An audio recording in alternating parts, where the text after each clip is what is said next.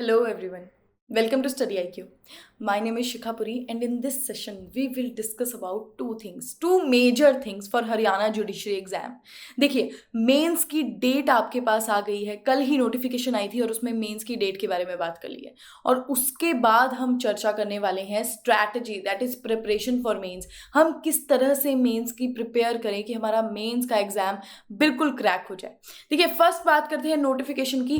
15 मार्च 2022 को नोटिफिकेशन आई थी और उस नोटिफिकेशन में क्या कहा गया था कि आप जिन्होंने भी मेंस का एग्जाम क्रैक कर लिया है वो अब एप्लीकेशन फॉर्म्स भर दें फॉर मेंस. और ये जो साइट है वो उसका लिंक कब डिसेबल हो जाएगा?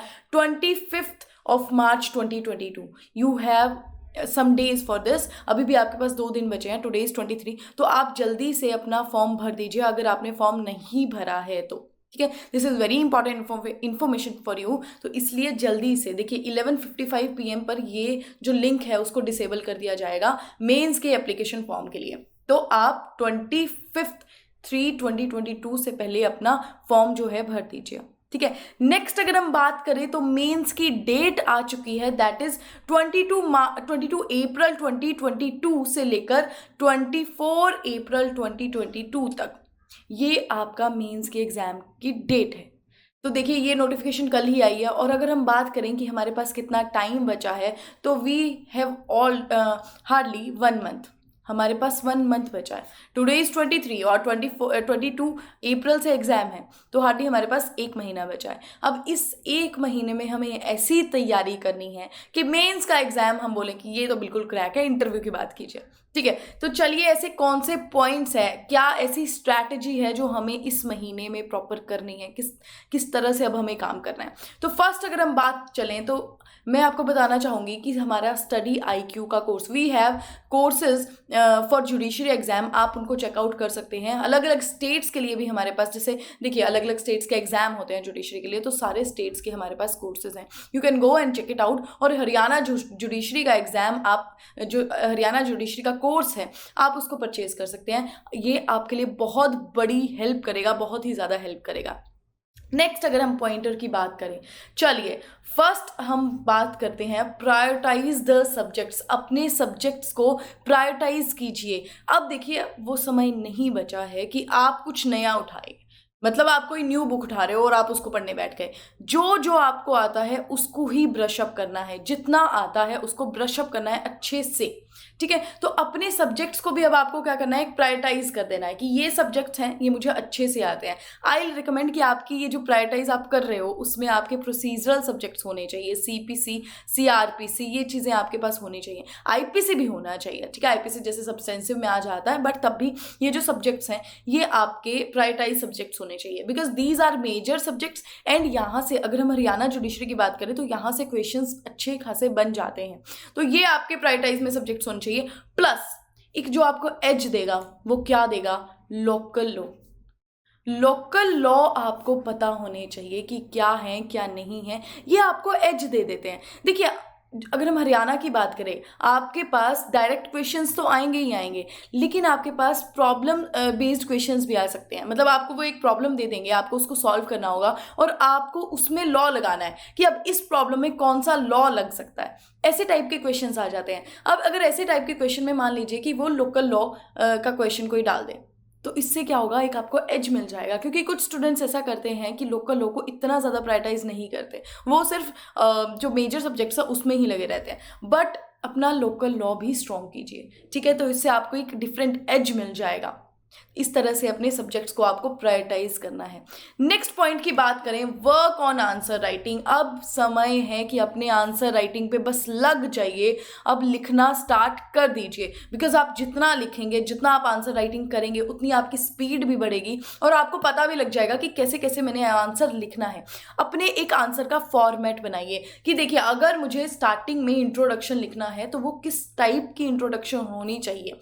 उसके बाद आप बॉडी लिखोगे, उसके बाद आप कंक्लूड करोगे आंसर को, कंक्लूजन लिखोगे. और आई विल रिकमेंड कि कंक्लूजन में अपना ओपिनियन पक्का डालिए. ठीक है, इससे क्या होता है, एग्जामिनर को आपकी सोच के बारे में पता लगता है कि आप किस तरह से सोच रखते हैं. देखिए, आपको जज बनना है वहां पे, तो एग्जामिनर भी क्या सोच रहा है कि आप उस तरह से काम करोगे कि आपकी सोच, कल को जब आपके पास कोई केस आएगा तो आप किस तरह से उसको हैंडल करने वाले हो।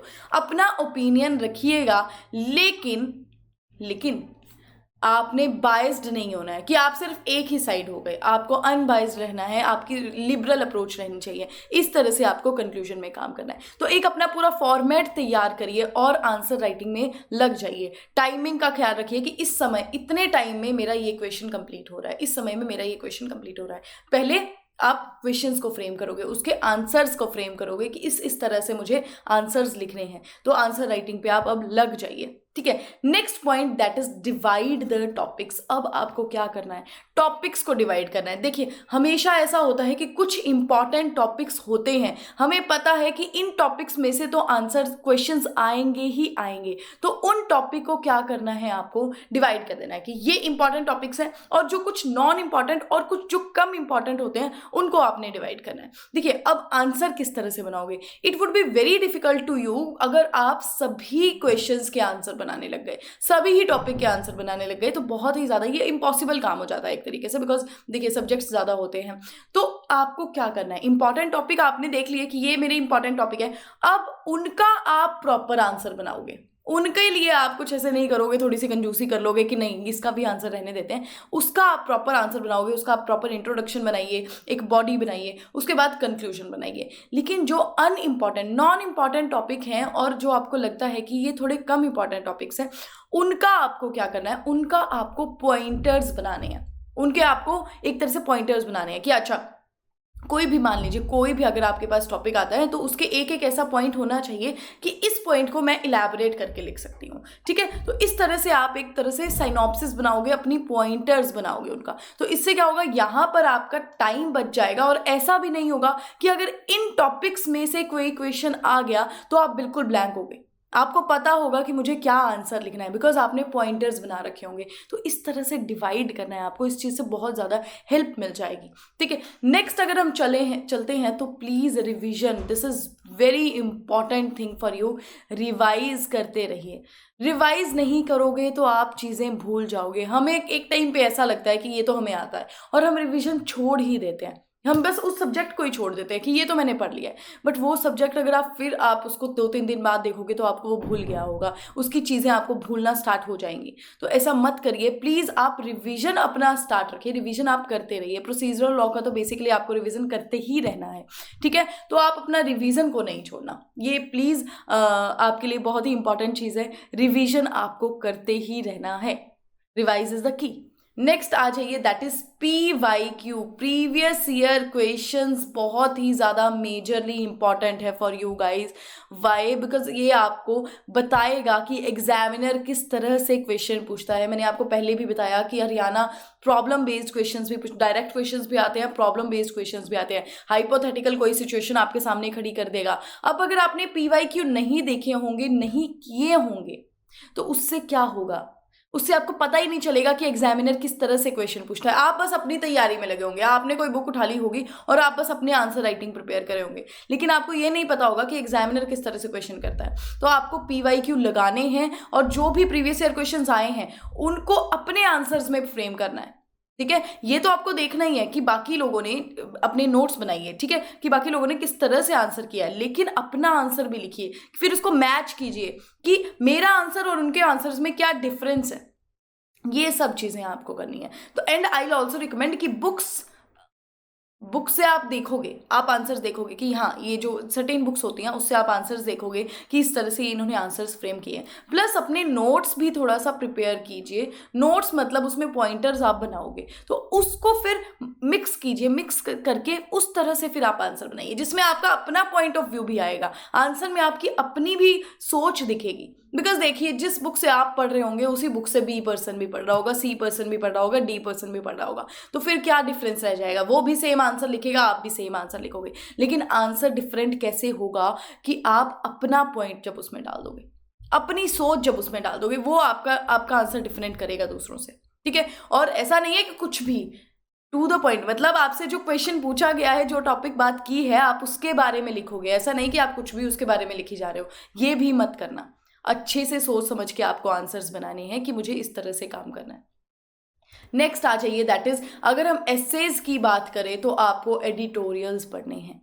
एडिटोरियल्स को प्लीज़ पढ़ के जाइए, बिकॉज एडिटोरियल का क्या सिनेरियो रहता है, ये एक तो करंट अफेयर्स, करंट से रिलेटेड होते हैं एडिटोरियल्स, ठीक है। तो इनको आपको अच्छे से पढ़ के जाना है। और अगर आप बात करो कि बुक्स प्रेफर करनी चाहिए या फिर एडिटोरियल्स, तो ऑलवेज एडिटोरियल्स। एडिटोरियल्स को पढ़िए, किसी भी अच्छी जो न्यूज़पेपर्स होती हैं, द हिंदू हो गई, इनके एडिटोरियल्स बहुत ही अच्छे आते हैं, लैंग्वेज भी बहुत अच्छी तरह से यूज़ की होती है, तो आप इनको पढ़िए। उसके बाद अपना एक ऐसे बनाइए, ठीक है। आपने एडिटोरियल देखा, आपने या फिर हेडलाइन ही देख ली एडिटोरियल की, अच्छा ये एडिटोरियल की हेडलाइन है, आप अपना ऐसे तैयार कीजिए। उसके बाद आप मैच करिएगा कि मेरा जो ऐसे है और उनका एडिटोरियल किस तरह से डिफरेंट है, ठीक है। आपको ये अप्रोच, फिर आपको धीरे धीरे ये अप्रोच जो है ना बहुत ही ज़्यादा अच्छी हो जाएगी। आप एक तरह से एडिटोरियल की तरह सोचने लग जाएंगे, जिस तरह से वो काम करते हैं उस तरह से भी आप सोचने लग जाओगे, और आपका आंसर बहुत ही ज़्यादा, जो आपका ऐसे है, बहुत ही ज़्यादा अच्छा नज़र आएगा, ठीक है। तो ये आपको करना है। दीज वर सम पॉइंटर्स जो आपको अब करने हैं, बस लग जाना है तैयारी में। And I also want to say one thing कि ऐसा भी नहीं है कि अपने को फ्रेश नहीं रखना है। प्लीज़ अपने को आप फ्रेश भी रखोगे, स्ट्रेस के मारे या फिर डर के मारे ऐसा नहीं है कि पूरा दिन आप बस पढ़ते ही रहे। Please take small small breaks. और एक और चीज़ कि अगर देखिए, एक आ जाता है, एक सेचुरेशन पॉइंट आ जाता है, अगर वो सेचुरेशन पॉइंट आ गया और आपने अपनी पढ़ाई छोड़ दी तो फिर दिक्कत हो जाएगी। वो सेचुरेशन पॉइंट लेकर ही नहीं आना है। और वो कैसे नहीं लेकर आओगे आप शॉर्ट ब्रेक्स लीजिए, और उन ब्रेक्स में आप अपना कोई हॉबी उठा लीजिए, या फिर आप अपनी, जैसे आप रनिंग अगर करने जाते हो तो एक थोड़ा सा आधा घंटा दिन में आप रनिंग कीजिए। आप कोई गेम अगर आपको अच्छा लगता है आप वो खेल लीजिए, मतलब शॉर्ट ब्रेक, ये आधा घंटा की आप ब्रेक लीजिए। और अगर आप पढ़ाई से आप पढ़ते जा रहे हैं, चीज़ों को रिवाइज भी कर रहे हो, पढ़ते जा रहे हो और थोड़ा एकदम से माइंड आपका बिल्कुल फ्रस्ट्रेशन हो गया कि नहीं अब मुझसे नहीं हो रहा, क्योंकि एक टाइम पे हो जाता है, आप बस पढ़ते जाओगे और उसके बाद में आपका माइंड जो है वो उसको गैदर नहीं करेगा, वो दिमाग में जाएगा ही नहीं।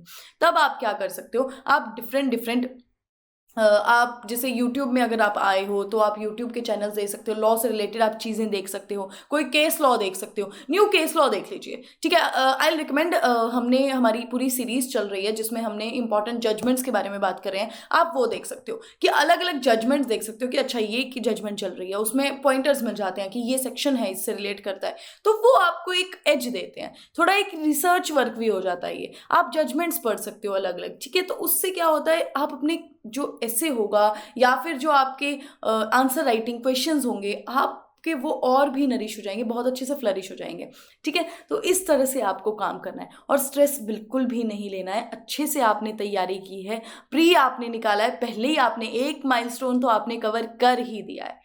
अब जो बेसिक है, जो नेसेसिटी है, जो मेंस है, वो क्रैक करना है। तो उसके लिए यू आर ऑलरेडी प्रिपेयर्ड, आप बहुत अच्छे से प्रिपेयर्ड है। बस अपनी तैयारी को थोड़ा सा बूस्टअप करना है इस एक महीने में, जिससे और हमारा मेंस है वो अच्छे से हो जाए, ठीक है। एक और I want to say one thing also कि आपको जो आंसर्स होते हैं ना, हम ग्रेजुएशन में क्या करते थे, हम स्टार्टिंग में तो जो आंसर्स होते थे वो बहुत अच्छे से लिखते थे, और एंड में जो हमारी हैंड राइटिंग है वो बहुत ही ऐसे हो जाती थी, क्योंकि टाइम बचता नहीं था और बहुत ही अच्छी नहीं रहती थी। लेकिन यहाँ पर देखिए, जुडिशरी का एग्जाम है, एक एक आंसर मायने करता है, एक एक क्वेश्चन मायने करता है। तो अगर मतलब एंड का आपने आंसर लिखा है तो वो भी मायने करता है।